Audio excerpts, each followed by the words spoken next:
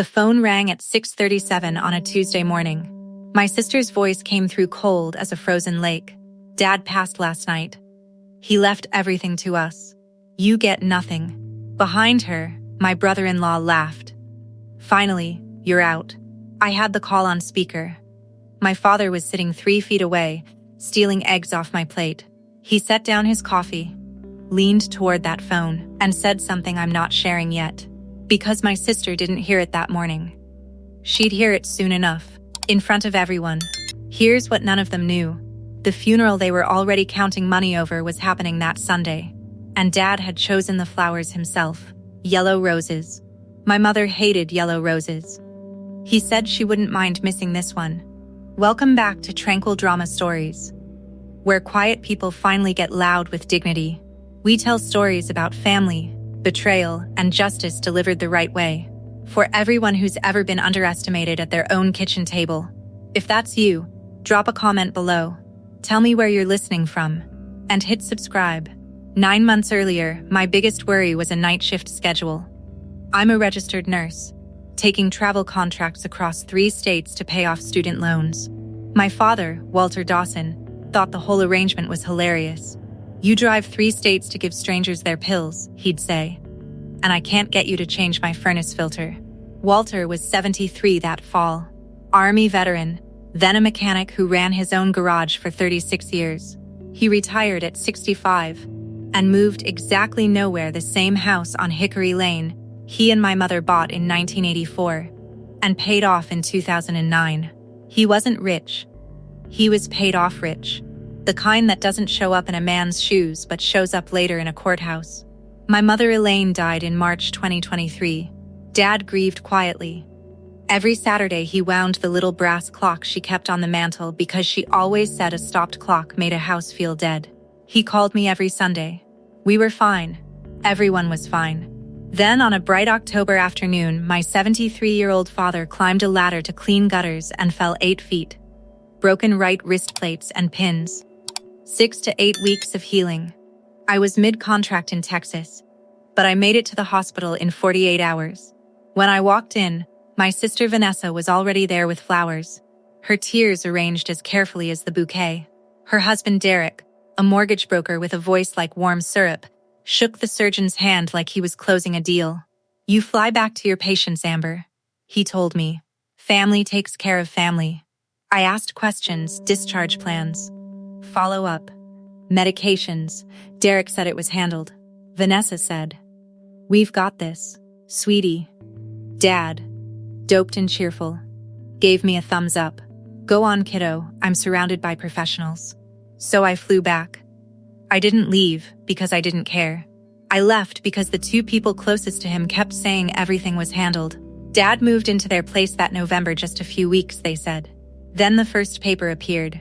A limited power of attorney for bill paying, signed with his left hand because his right was in a cast. Legal, reasonable, boring. That's how it starts. Not with a crime, with a favor.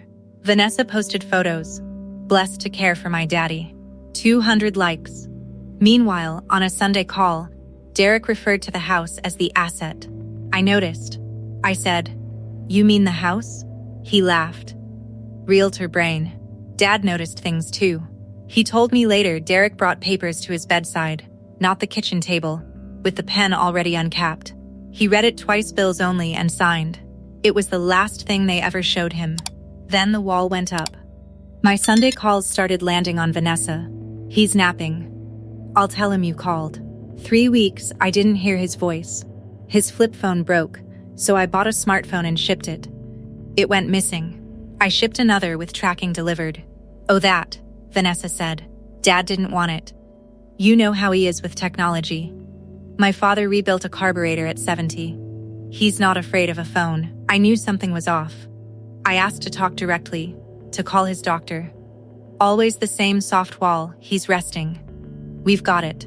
Why are you being like this? When a competent adult's caregivers say he's fine, a daughter 2 states away has no lever to pull.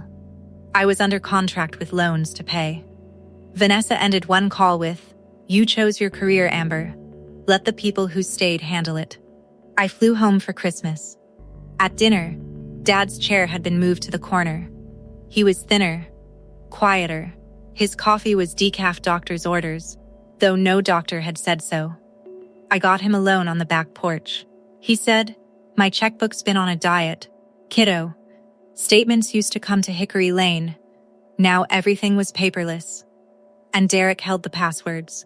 He'd asked to see accounts twice. Both times Derek clapped his shoulder. "That's what you got me for." I asked Vanessa if we could go over Dad's finances together. Derek appeared. "Family doesn't need lawyers, Amber, unless you're accusing somebody." Then Vanessa cried about how nobody appreciates the person who stayed. Dad patted my arm. "I'm fine, kiddo. Don't start a war at Christmas." On January 6th, I signed another 13-week contract. That signature would cost more than I knew. By February, calls were scripted. I took 4 days off and flew home unannounced. Vanessa opened the door. "Recovered fast. Oh no, you just missed him.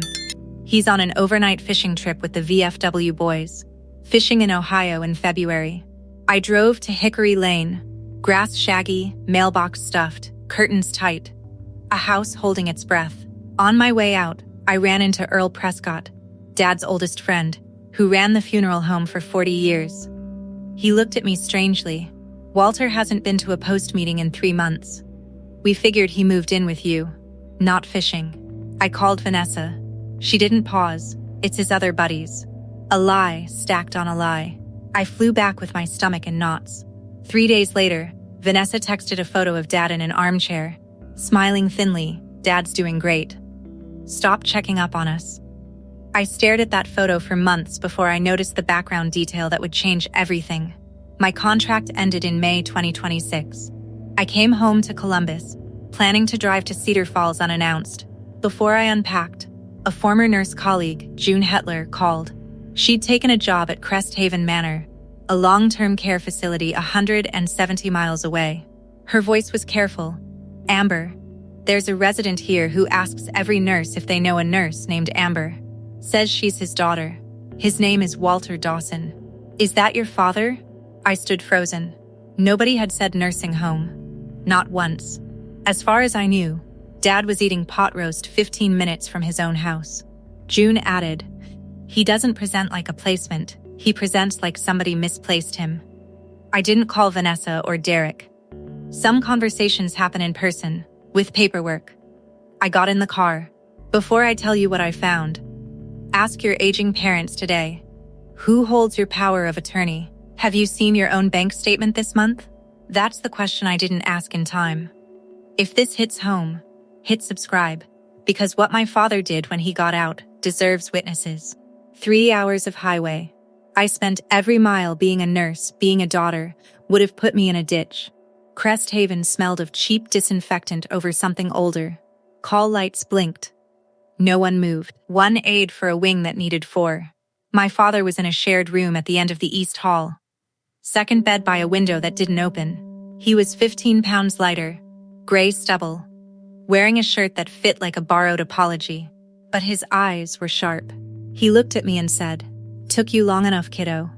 They told me you knew, told me you signed off on it." They'd hidden him from me, and me from him. His flip phone hadn't broken. Vanessa took it. My smartphones never reached him. My 4 letters never made it past whoever collected the mail. In March, Derek told him they needed him out for 2 weeks to repair the guest room floor. The 2 weeks came and went. When Dad pushed, Derek's answers got shorter, then became a hallway at Crest Haven and a roommate who yelled at the ceiling. Through it all, they told him I was too busy to care. He kept a torn envelope with my number in his wallet, the only number they couldn't cancel, but the hall phone required staff to dial out. And staff were a rumor. I assessed him, date, month, president, count backward. He rolled his eyes. "It's Tuesday. I'm in purgatory. Your quiz is easier than Derek's mortgage pitches." Sharp as ever. Then he lowered his voice. "Whatever paper they used to put me in here, I never signed a second one." I walked to the front office with my RN license and nurse voice. The administrator said only the responsible party, Derek, with power of attorney, could authorize transfer. I asked if Dad had a cognitive impairment diagnosis. Silence. He had none. A competent adult can discharge himself, I said politely. Or we can call the ombudsman and walk through the intake file page by page. 20 minutes later, Dad signed his own discharge. Right-handed, healed, unhurried. First thing I've signed in 6 months, and it's a jailbreak. June hugged him at the door and tucked cookies into his jacket. The facility would notify the POA by certified mail. I said, mail takes days. On the drive home, Dad watched the fields and said quietly, they think I'm filed away, kiddo. Let's not correct them just yet. I set him up in my Columbus apartment. Then we went to a bank branch together. He was still the account holder. The printout was 11 pages. He read them twice, slow, no cursing.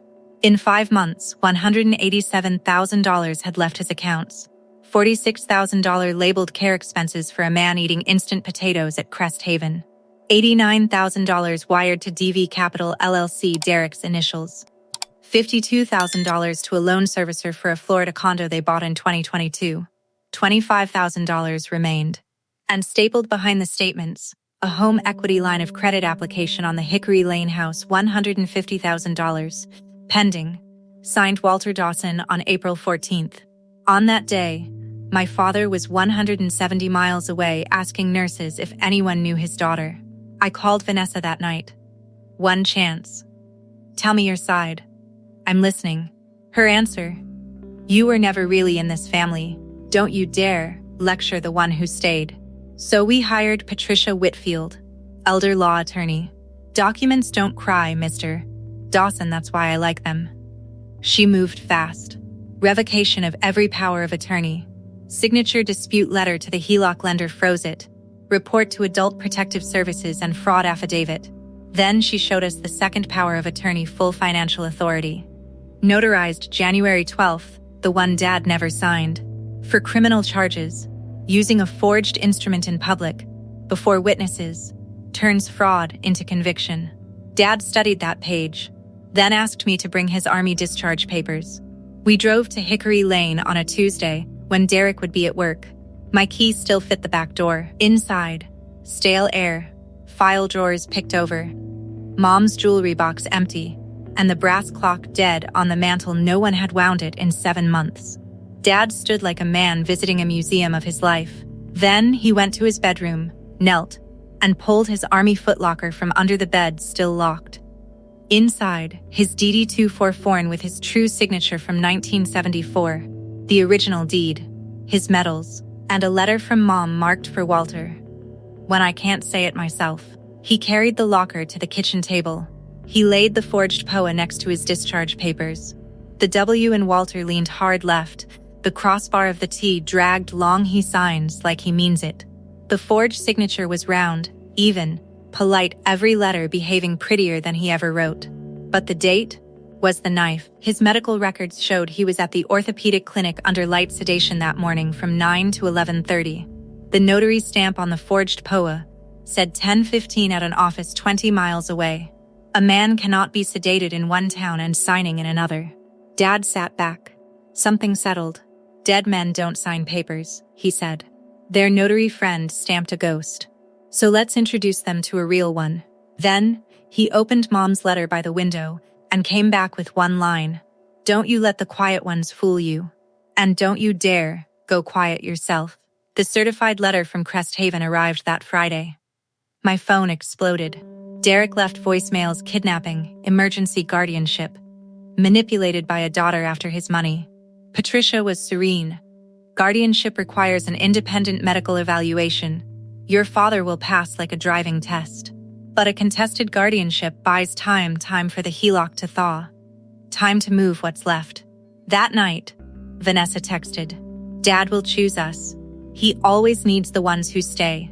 You've got a career and an empty apartment. He'll figure out which daughter actually built a life around him. I read it to Dad. He looked out the window and said, she thinks staying close to a man is the same as standing by him. He handed me the phone. Call Earl. Tell him I finally need that favor he's owed me since 1976. Dad laid out his plan at my kitchen table. They need me incapacitated or dead to finish this, so let's give them dead. Not a fake death certificate. Not a false report, just a phone call, a memorial, and letting greed do its work. Lying to liars isn't a felony. They'd produce that forged will in front of everyone, and using a forged document in public is a crime. Earl listened, then said, "I've buried 4 mayors and 1 man I truly didn't care for. This will be my first rehearsal." Earl would call Vanessa, say Dad collapsed and was gone. June would confirm only that he was no longer with us if anyone called Crest Haven.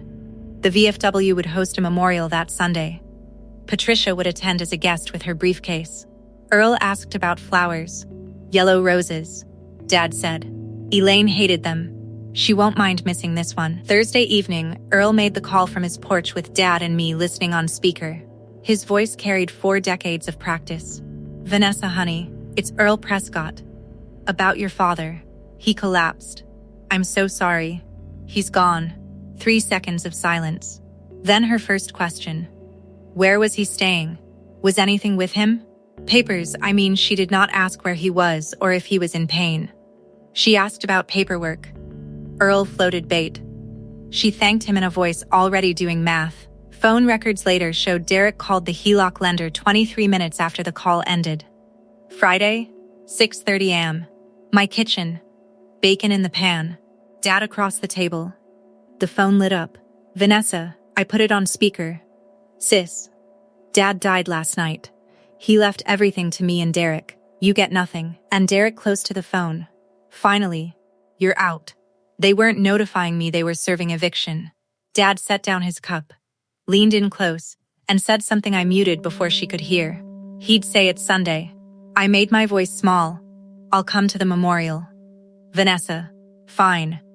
But don't you bring a lawyer, Amber. Have some class." Saturday, they spent it like themselves.